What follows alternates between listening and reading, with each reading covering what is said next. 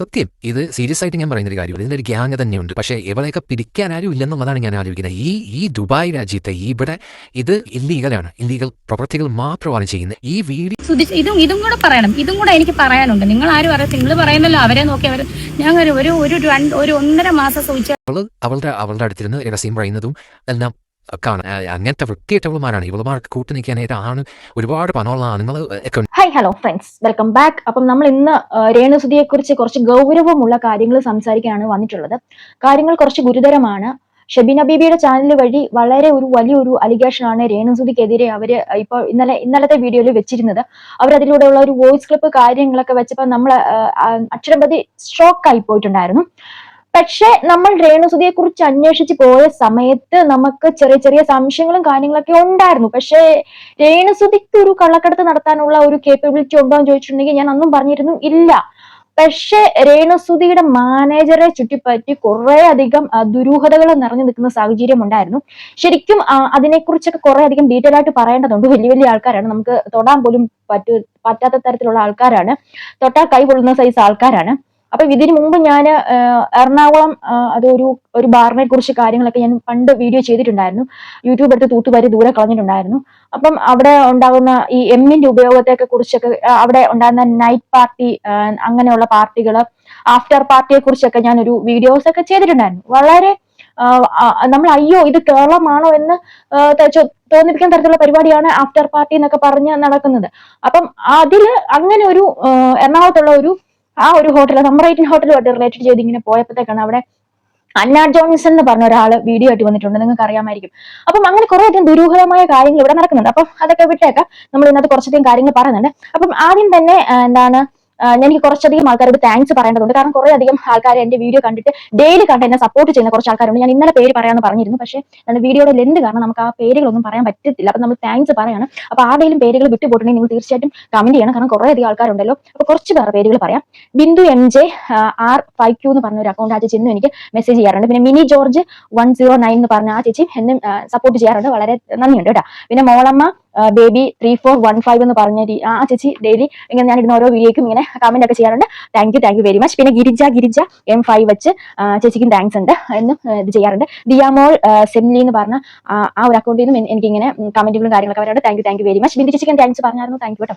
പിന്നെ ആതിര E6C എന്ന് പറഞ്ഞ ഒരു അക്കൗണ്ട് ഉണ്ട്. അവിടെ നിന്നും എനിക്ക് എന്നും കമന്റുകളൊക്കെ വരാറുണ്ട്. പിന്നെ ഷീന സുരേഷ് ആ ചേച്ചി F7U3P ചേച്ചി എനിക്ക് ഒരുപാട് മെസ്സേജുകൾ സ്ഥിരമായിട്ട് മെസ്സേജുകൾ ഓരോരോ എന്റെ വീഡിയോ കുത്തിയിരുന്ന് കണ്ടിട്ട് മെസ്സേജ് അയക്കുന്ന ചേച്ചിമാരൊക്കെയാണ്, അക്കൗണ്ടുകളുടെ ഉടമയൊക്കെയാണ്. എനിക്ക് ഒരുപാട് താങ്ക്സ് ഉണ്ട് കേട്ടോ. ഒരുപാട്. പിന്നെ ഇനിയും കുറെ അധികം ആൾക്കാരുണ്ട്. ഞാൻ ഈ തുടങ്ങുന്ന സമയത്ത് മോളെ നീ നല്ല നിലയിലെത്തും, നീ അന്ന് എന്നെ ഓർക്കണം എന്നൊക്കെ പറഞ്ഞ ഒരു ആളൊക്കെ ഉണ്ട്.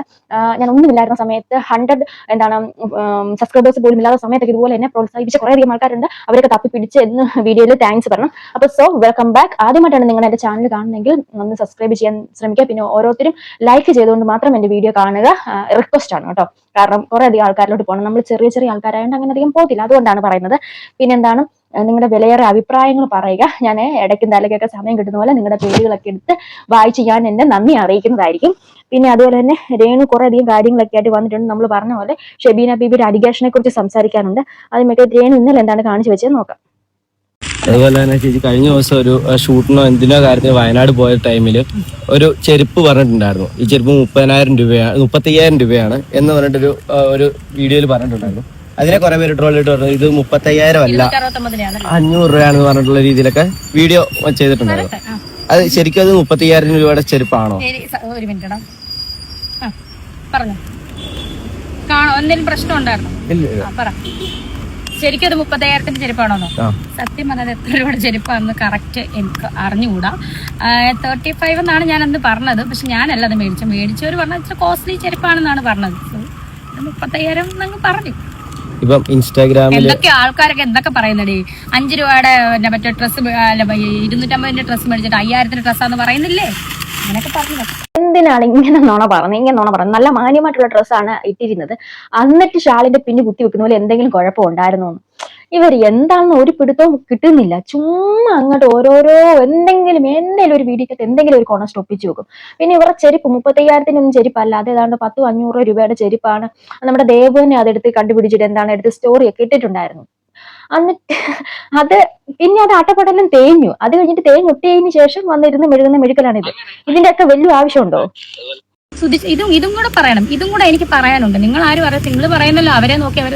ഞാൻ ഒരു 1.5 മാസം സൂചിച്ചേട്ടൻ അൾസർ വയറിനകത്ത് പൊട്ടിയിട്ട് വൊമിറ്റ് ചെയ്ത് സൂചിച്ചേട്ടൻ ഇങ്ങനെ എല്ലാം തോലുമായിട്ട് 1 മാസം സൂചിച്ചേട്ടൻ വെള്ളം ഇറക്കാതെ നിന്നിട്ടുണ്ട്. എൻ്റെ ചേച്ചി, എൻ്റെ ചേട്ടൻ, എൻ്റെ പപ്പ അമ്മയാണ് സൂചിച്ചേട്ടനെ എടുത്താണ് കഞ്ഞിപിടി. ആരെയും ഞങ്ങൾ അറിയിപ്പിച്ചിട്ടില്ലല്ലോ. ഞാൻ സൂചിച്ചേട്ടനെ ഇങ്ങനെ കെട്ടിപ്പിടിക്കും. കിടക്കുമ്പോൾ നമ്മളിപ്പം ഭാര്യയും ഭർത്താവല്ലേ, ജസ്റ്റ് കെട്ടിപ്പിടിക്കുമ്പോൾ ഇതാരെ സൂചിച്ചേട്ടൻ, നമ്മൾ ഈ സൂചിച്ചേട്ടൻ എന്തുവാ സൂചിച്ചേട്ടൻ ഇത്രയും ഒരു ഈർക്കല് പോലെയായിരുന്നു സൂചിച്ചേട്ടൻ അന്ന്. ആരെയും അറിയിച്ചിട്ടില്ലോ. അന്നുമൊക്കെ എൻ്റെ അപ്പനൊക്കെ ഈ ജോലിക്കൊക്കെ പോയല്ലേ ഇദ്ദേഹത്തെ നോക്കിയത്. അന്നൊന്നും ആരും ഇല്ലായിരുന്നല്ലോ ഈ പറയുന്ന ഈ നെഗറ്റീവ് കമന്റ് അടിക്കുന്ന ആരും ഇല്ലായിരുന്നല്ലോ. ഞാനിതൊന്നും പുറത്ത് പറഞ്ഞിട്ടില്ല, ഒരുപാട് കാര്യങ്ങൾ പുറത്ത് പറഞ്ഞിട്ടില്ല. ഇത് ഒരു ഭാര്യയും ഭർത്താവും ഒക്കെ ആണെങ്കിൽ അവർക്ക് പരസ്പരം അങ്ങോട്ടും ഇങ്ങോട്ടും സഹായിക്കാനും ഒരു മ്യൂച്വൽ റെസ്പെക്റ്റിനും നമുക്കൊരു താങ്ങായും തടലും ആയിട്ട് നിൽക്കാനാണ് നമ്മൾ വിവാഹം കഴിക്കുന്നത്. അതൊരു പക്ഷെ ഭാര്യയ്ക്ക് വയ്യാഴിക ഉണ്ടാകും, സമ്മതിക്കില്ല. അപ്പൊ ഒരു പക്ഷെ അത് ഭാര്യയ്ക്ക് വയ്യാഴിക ഉണ്ടാവും, ഭർത്താവ് നോക്കും, ഭർത്താവിന് വയ്യാഴിക ഉണ്ടാകുമ്പോൾ ഭാര്യ നോക്കും. അതിനൊന്നും നമ്മൾ ഒരിക്കലും എവിടെയും കണക്ക് പറയുകയോ കണക്ക് പറയേണ്ടി വരുന്ന ഒരു സാഹചര്യം വളരെ മോശമാണ്. നമ്മൾ നമ്മുടെ ലൈഫ് പാർട്ട്ണറിന് എന്തെങ്കിലും അപകടം വരുമ്പോഴത്തേക്ക് ഉള്ളതെല്ലാം ചെയ്തു കൊടുത്തിട്ട് അത് പിന്നെ പബ്ലിക്കിന്റെ മുന്നോട്ട് ഞാൻ എണ്ണി പറഞ്ഞുകൊണ്ട് ഞാൻ ഇന്ന കാര്യങ്ങൾ ചെയ്തിരുന്നു, എന്റെ ഭർത്താവിന് വേണ്ടി ഇന്ന കാര്യങ്ങൾ കുടുംബക്കാരെല്ലാം കൂടി ഇങ്ങനെ ചെയ്തിരുന്നു പറഞ്ഞാൽ അതിനേക്കാളും വളരെ മോശമായ ഒരു പ്രവൃത്തി വേറെ ഒന്നുമില്ല. കാരണം ആവുന്ന സമയത്ത് അദ്ദേഹമല്ലേ കൊണ്ടുതന്ന് നിങ്ങളെല്ലാം ഞാൻ കഴിപ്പിച്ചത്. അപ്പൊ അദ്ദേഹത്തിന് ഒരു മോശം സമയം ഒരു ആരോഗ്യ പ്രശ്നം വരുമ്പോൾ തീർച്ചയായിട്ടും ഭാര്യ തന്നെയാണ് നോക്കേണ്ടത്. അത് അത് അത് നമ്മുടെ അവിടെ അത് ഏത് രാജ്യങ്ങളാണെങ്കിലും എത്ര കാശുള്ളവനാണെങ്കിലും എവിടെയൊക്കെ ആണെങ്കിലും അത് സഹജമാണ്, മനുഷ്യ സഹജമായിട്ട് നടക്കുന്ന ഒരു കാര്യമാണ്. അതിനകത്ത് ഇത്ര വലിയ കൊട്ടിഘോഷിച്ച് പറയേണ്ട യാതൊരു ആവശ്യമുണ്ടെന്ന് എനിക്ക് തോന്നിയിട്ടില്ല കേട്ടോ. രേണു എന്താ ഇങ്ങനെ ഒന്നും വലിയ സംഭവം. ചേച്ചിയുടെ അച്ഛനെ അമ്മേനെയും ചേച്ചിയുടെ ഹസ്ബൻഡിനെ നോക്കിയെന്ന് കിച്ചു ആ വീഡിയോയിൽ പറയുന്നുണ്ട്. ഞാൻ ചോദിക്കട്ടെ, ഈ നോക്കുന്നത് കണ്ണുകൊണ്ട് നോക്കിയതാണോ അതോ പൈസ കൊടുത്തിട്ടാണെങ്കിലും അല്ല ചെലവുകളെല്ലാം? ചേച്ചിയുടെ ഹസ്ബൻഡ് എഞ്ചിനീയർ ആണ്. പുള്ളി നിങ്ങൾക്ക് അറിയാം, ചോദിച്ചിറക്കി അറിയാം. പുള്ളി ബിടെക് എഞ്ചിനീയർ ആണ്. പുള്ളി ABGയിൽ ഇരക്കട കോട്ടയത്തെ ജോലി ചെയ്ത മനുഷ്യനാണ്. അദ്ദേഹത്തിന് അച്ഛൻ മരിച്ചപ്പോഴാണ് പുള്ളി ഇപ്പോൾ പെയിന്റിങ്ങിന്റെ കോൺട്രാക്ട് വർക്ക് ഏറ്റെടുത്ത് പുള്ളി അന്നും പെയിന്റിംഗ് ജോലി ഉണ്ടായിരുന്നു. അതുപോലെ ചേച്ചി നേഴ്സാണ്, പുള്ളിക്കാരി നേഴ്സാണ്. എൻ്റെ കുഞ്ഞിനെ വരെ ഇപ്പോൾ ഞാൻ ഡ്യൂട്ടിക്ക് എൻ്റെ അപ്പനും അമ്മ എൻ്റെ ചേച്ചിയൊക്കെ തന്നെയാണ് കുഞ്ഞിനെ വരെ നോക്കുന്നത്. അല്ലാതെ ആരും എനിക്ക് തോന്നുന്നില്ല. സ്വിച്ചാണുള്ളപ്പോൾ സ്വിച്ചാണ് നോക്കി. അതുപോലെ ഒരു വീട്ടിൽ ഇപ്പം 3 പിള്ളേരുണ്ട്. ഇപ്പോൾ ഒരു വീട്ടിൽ ഞാനൊരു ഉദാഹരണം പറയട്ടെ. സുധിച്ചേട്ടൻ ഞങ്ങൾ ഇത്രയും പേരുള്ള വീട്ടിൽ സുധിച്ചേട്ടൻ ഇപ്പം എന്താ പറയുക ഒരു സാധനം മേടിക്കുന്നു, ഞങ്ങൾക്ക് എനിക്കും കിച്ചുവിൻ്റെ വൃത്തപ്പന് മാത്രം തരാൻ പറ്റും. നമുക്ക് എല്ലാവർക്കും ഒരു വീട്ടിലുള്ള എല്ലാവർക്കും കൂടെ അതാണ് ചിലവ്. അതുപോലെ അവരൊരു സാധനം മേടിക്കുന്നു, നമുക്ക് എല്ലാവർക്കും കൂടെ തരും. ഒരു വീട്ടിലുള്ള അംഗത്തിന് കൊടുക്കുന്നതുകൊണ്ട് ചിലവ് നോക്കുന്നതാണ്. ഇതിന്റെ ഒരു സത്യാവസ്ഥ ഞാൻ അറിഞ്ഞത് വെച്ചിട്ട് ഞാൻ പറയാം. ഇവരെല്ലാരും വീട്ടിൽ ജോലി ചെയ്യാൻ ഭയങ്കര മടിയുള്ള ആൾക്കാർ. ഇത് ഇവരുടെ പേഴ്സണൽ കാര്യമാണ്. ഞാൻ പറഞ്ഞതേ ഉള്ളൂ, ഇത് പറയേണ്ടി വന്നതാണ്, അല്ലെങ്കിൽ ഞാൻ പറയത്തില്ലായിരുന്നു. ഭയങ്കര ഇവരുടെ അടുത്തുള്ള ആൾക്കാർ തന്നെ എന്നോട് പറഞ്ഞതാണ്. ഭയങ്കര ജോലി ചെയ്യാൻ മടിയാണ്, എല്ലാം അലങ്കോലമായിട്ട്. അന്ന് അവരൊരു ചെറിയ ഒരു വീടിനകത്തോ ഷെഡിനകത്തോ അങ്ങനെ സംതിങ് അങ്ങനെയാണ് ആ സമയത്ത് ജീവിച്ചിരുന്നത്. അപ്പം അവിടെ സംഭവിച്ച കാര്യങ്ങൾ എന്താന്ന് വെച്ചിട്ടുണ്ടെങ്കിൽ എപ്പോഴും പുറത്തുനിന്ന് ഫുഡ് വാങ്ങിച്ച് കഴിക്കലാണ് പരിപാടി. എപ്പോഴും പുറത്തുനിന്ന് ഫുഡ് വാങ്ങിച്ച്. പിന്നെ ഈ പറഞ്ഞാൽ ഇവർ ഈ ലിബിനോ അങ്ങനെ കണ്ട ലിബുവോ അങ്ങനെ കണ്ടാന്നു ഇവരുടെ ചേച്ചിയുടെ ഹസ്ബൻഡിന്റെ പേര്. ആൾക്ക് ജോലിയുണ്ട്, പെയിന്റിങ് ജോലി എങ്ങനെന്തോ ലൈക്ക് അങ്ങനത്തെ സംഭവം ഉണ്ട്. എന്നിട്ട് ഇവര് ഹോട്ടലിൽ നിന്നാണ് ഓൾമോസ്റ്റ് എപ്പോഴും ഫുഡ് വാങ്ങുന്നത്. ഒന്നും വീട്ടിൽ വെച്ച് വിളമ്പി ഉണ്ടാക്കുന്ന ഒരു ശീലമില്ല പൊതുവെ. അപ്പം കൊല്ലം സുതി ഉള്ളപ്പോഴത്തേക്ക് പുള്ളി ഉണ്ടെങ്കിൽ പുള്ളി വാങ്ങിച്ചുകൊണ്ട് വരും.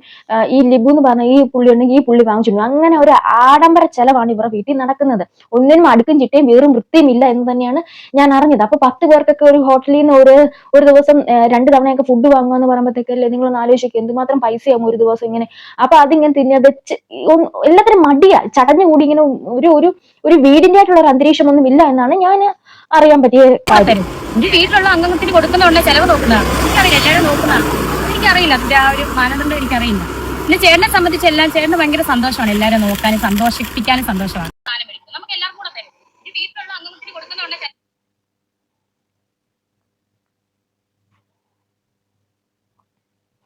ഓക്കെ, ഒരുപാട് ലെന്തി ആയി പോകും വീഡിയോ. കുറെ അധികം കാര്യങ്ങളുണ്ട് റിയാക്ട് ചെയ്യുക. അപ്പൊ എന്തായാലും താമസിക്കേണ്ട, നമുക്ക് ആ ഷെബീന ബീബിയുടെ ചാനലിൽ ഈ ഒരു വോയിസ് എന്തെന്ന് വെച്ചിട്ടുണ്ടെങ്കിൽ എന്താണ്, പാപ്പിലോൺ ബാർ റെസ്റ്റോറന്റിന്റെ രേണുസുതി പോകില്ല ദുബായിൽ. അവിടെ നടക്കുന്ന അനാവശ്യമായിട്ടുള്ള കാര്യങ്ങളെ പറ്റിയാണ് ഇവിടെ ഷെബീന ബീബി ഒരു വോയിസിലൂടെ പറയുന്നത്. ഇത് ഒരു ലേഡി ഇവർക്ക് അയച്ച വോയിസ് ആണ്. ഇവരിത് സൗണ്ട് മോഡിഫിക്കേഷൻ വരുത്തിയാണ് ഇട്ടിരിക്കുന്നത്. അവരുടെ ജീവന് ഭീഷണിയുണ്ട് എന്നാണ് പറയുന്നത്. അപ്പൊ ഈ എന്താണ് വോയിസ് കൊടുത്തിരിക്കുന്ന ഉടമ എന്ന് പറയുന്നത് ഇവർ ഈ പാപ്പിലോൺ ബാറിൽ ഉള്ള ഒരു ലേഡി തന്നെയാണ് എന്നാണ് പറഞ്ഞിരിക്കുന്നത്. അവിടെ എന്താണ് ഇല്ലീഗൽ ആയിട്ടുള്ള കുറെ കാര്യങ്ങൾ നടക്കുന്നുണ്ട്, പെൺവാണിഭം കാര്യങ്ങൾ നടക്കുന്നുണ്ട്. അതിന്റെ ഒരു ഇതിനാണ് പോകുന്നത്. രേണുസുതി എപ്പോഴും പ്രൊമോഷൻ അല്ല പോകുന്നതെന്നാണ് പറയുന്നത്. അപ്പൊ നമുക്കറിയാം അത് നമ്മളെപ്പോഴും നമ്മുടെ വീഡിയോയിലോട്ടും ചോദിച്ചിട്ടുണ്ട് 10, 13, 15 ദിവസത്തോളം നിൽക്കാനുള്ള എന്ത് തരം ഉദ്ഘാടനമാണ് അവിടെ നടക്കുന്നത്. നിങ്ങൾക്കറിയോ, ഈ ദുബായ് എന്ന് പറഞ്ഞ ഇവിടെ എല്ലാ പരിപാടിയും നടക്കുന്നുണ്ട്. എല്ലാ പരിപാടിയും ഇത് സത്യം തന്നെയാണ്. അത് ഈ നമ്മുടെ ഈ കോമഡി സ്റ്റേജ് പ്രോഗ്രാം അവതരിപ്പിക്കാൻ പോകുന്നവരില്ലേ, അവരും ഒക്കെ ആയിട്ട് ഞാൻ സംസാരിച്ചിട്ടുണ്ടായിരുന്നു. അപ്പം അവിടെ പറയുന്നുണ്ട്, മോളെ, എന്റെ വോയിസ് സഹിതമുണ്ട്, മോളെ ഇത് ദുബായിൽ നടക്കുന്ന ഒരു കാര്യമാണ്. നമ്മൾ ലിഫ്റ്റിലോട്ട് കയറുമ്പോൾ തന്നെ ഫിലിപ്പീൻസ് ഇങ്ങനെ വരികയാണ്, വേണോ എന്നിങ്ങനെ ചോദിച്ചുകൊണ്ട് വരികയാണ്. ഇത് അവിടെ ഇഷ്ടം പോലെ കിട്ടും, അതിന്റെ ഒരു കേന്ദ്രം തന്നെയാണ് ദുബായ് എന്ന്. അങ്ങനെ ഒരു എന്താണ് ഏറ്റവും വലിയ നമുക്കൊക്കെ അറിയാവുന്ന ഒരു നടനിൽ നിന്നാണ് ഞാൻ ആ കാര്യങ്ങളൊക്കെ അറിഞ്ഞത്. നമ്മൾ അയ്യോ ഇവിടെ ഇങ്ങനെയൊക്കെ നടക്കുന്നുണ്ടോ എന്ന് അറിഞ്ഞിട്ടുണ്ട്. പിന്നെ എനിക്ക് പരിചയമുള്ള ഒരാള് ദുബായിൽ ഇതുപോലെ എന്താണ് ഈവന്റ് മാനേജ്മെന്റ് ആ ഒരു സംഭവത്തിൽ നിൽക്കുന്നുണ്ടായിരുന്നു. അപ്പൊ അവിടെ നിന്നൊക്കെ അറിയാൻ പറ്റിയ കുറെ അധികം കാര്യങ്ങളൊക്കെ ഉണ്ട്. നമുക്കതൊന്നും പുറത്തൊന്നും പറയാൻ പറ്റത്തില്ല. നമ്മളും അതൊക്കെ നമുക്ക് അതൊരു നാളെ ഒരു വള്ളിയായിട്ട് വരും. എന്തിനാ വെറുതെ ആരെങ്കിലും ഒക്കെ എന്തെങ്കിലും പറഞ്ഞു കഴിഞ്ഞാൽ അതെടുത്തിട്ട് വെക്കാം, അത്രേ ഉള്ളൂ. ഗ്യാങ് കുറെ സാധനങ്ങളുണ്ട്. ഞാനിപ്പോൾ ആ ഗ്രൂപ്പിനകത്ത് ഉണ്ട് എന്നുള്ളതേ ഉള്ളൂ. ഞാൻ വലിയ ആക്റ്റീവ് ഒന്നും അല്ല, ഒരു വാട്സപ്പ് ഗ്രൂപ്പാണ്. അതിൽ ഞങ്ങൾക്ക് കുറെ കലാകാരന്മാരെല്ലാം ഉള്ളത് കൊണ്ട് നിൽക്കുന്നവൻ. പക്ഷെ അതിൻ്റെ അകത്ത് ഒരു ഗ്യാങ് തന്നെ ഉണ്ട്. ഈ പെണ്ണുകൂട്ടിക്കൊടുപ്പും ഈ പറയുന്ന അവളത്തെ ആഴ്ചയിൽ എങ്ങനെയാണ് നാട്ടിൽ പോണേ എന്നുള്ളതാണ് എനിക്ക് മനസ്സിലാവാത്തത്. സത്യം, ഇത് സീരിയസ് ആയിട്ട് ഞാൻ പറയുന്നൊരു കാര്യം. ഇതിൻ്റെ ഒരു ഗ്യാങ് തന്നെയുണ്ട്. പക്ഷേ ഇവളെയൊക്കെ പിടിക്കാൻ ആരും ഇല്ലെന്നുള്ളതാണ് ഞാൻ ആലോചിക്കുന്നത്. ഈ ദുബായ് രാജ്യത്തെ ഇവിടെ ഇത് ഇല്ലീഗലാണ്. ഇല്ലീഗൽ പ്രവൃത്തികൾ മാത്രമാണ് ചെയ്യുന്നത്. ഈ വീഡിയോ ഫ്രണ്ട് 2 പെമ്പിളാരെയും വെച്ചിട്ട് ഒരു തീരുപ്പം. അതിന്റെ 1 നമ്പർ ഈ ബിസിനസ് നടത്തുന്നതിന്റെ ഒരു മെയിൻ ഒരാളാണ് അവൾ. ഇവളൊക്കെ ആയിട്ട് നമ്മുടെ ആ ഗ്രൂപ്പിനകത്ത് ഞാൻ ചെല്ലുന്ന സമയത്തൊക്കെ നല്ല കൂട്ടായിരുന്നു. പക്ഷേ ഇവളുടെ ഈ ബിസിനസ് ഇവളെ ഇങ്ങനത്തെ ഇതാണെന്ന് അറിഞ്ഞ ശേഷം ഞാൻ ഇതൊക്കെ ആയിട്ട് ഞാൻ എല്ലാ കൂട്ടുകെട്ട് ഞാൻ കട്ട് ചെയ്തു. ഇവർക്ക് ഇതാണ് ബിസിനസ്. അവളാണ് ഫ്രണ്ട് ഇരിക്കുന്നത്. ഇനിയൊരു വീഡിയോ ഉണ്ട്, അത് ഞാൻ എൻ്റെ മറ്റേ ഫോണിലാണ് കിടക്കുന്നത്. ആ വീഡിയോക്കകത്ത് അവളുടെ അടുത്തിരുന്ന് രഹസ്യം പറയുന്നതും എല്ലാം കാണാം. അങ്ങനത്തെ വൃത്തിയിട്ടവളുമാരാണ്. ഇവളുമാർക്ക് കൂട്ടു നിൽക്കാനായിട്ട് ഒരുപാട് പണമുള്ള ആണുങ്ങൾ ഒക്കെ ഉണ്ടാവും ഇവർക്ക് സപ്പോർട്ട് ചെയ്യാനും കൂട്ടു നിൽക്കാനും ഒക്കെ. അതാണ് മെയിനായിട്ടുള്ളത്. നമ്മൾ അതുകൊണ്ടൊക്കെയാണ് ഈ കൂടുതലും ഒന്നും പറയാതെ നമ്മളെ കാര്യം നോക്കി ഇങ്ങനെ ഒരു സൈഡിൽ കൂടെ അങ്ങ് പോകുന്നത്. ഇവർക്ക് ഈ ഒരുപാട് വലിയ പിന്നെ ഇതിനകത്ത് പറയുന്നുണ്ടായിരുന്നു, ഇത് കരീഷ്മ, അതായത് രേണുസുധിയുടെ മാനേജർ എന്ന് പറഞ്ഞ കരീഷ്മ. നിങ്ങൾക്ക് കരീഷ്മയുടെ അക്കൗണ്ട് കയറി നോക്കിയാൽ അറിയിട്ടുണ്ടാകും, കരീഷ്മയ്ക്ക് അങ്ങനെ ഒരു രേണുസുധിയുടെ മാനേജറായിട്ട് നിൽക്കേണ്ട ഒരു ആവശ്യമൊന്നും ഇല്ല.